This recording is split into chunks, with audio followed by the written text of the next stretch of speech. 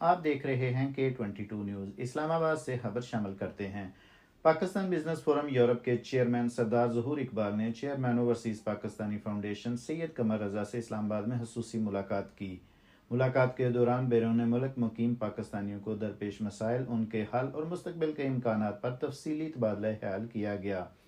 Chairman OPF Syed Qamar रज़ा ने overseas पाकिस्तानियों के मसाइल के हल के लिए अपनी भरपूर कोशिशों का यकीन दिलाते हुए कहा कि OPF बैरून मुल्क पाकिस्तानियों की फलाह व बहबूद के लिए हर मुमकिन इकदाम जारी रखेगी।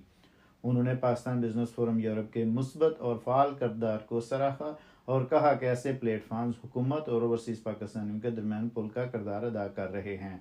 इस मौका पर सरदार ज़हूर इकबाल ने ओवरसीज़ पाकिस्तानियों के लिए सहूलतकारी, सरमायाकारी के मौके और कौंसलर सर्विसेज की बेहतरी से मुतल्लिक़ा तजावीज़ पेश की, जिन्हें चेयरमैन OPF ने संजीदगी से सुना और मुस्तकबिल में मुशावरत जारी रखने पर इत्तफ़ाक़ किया।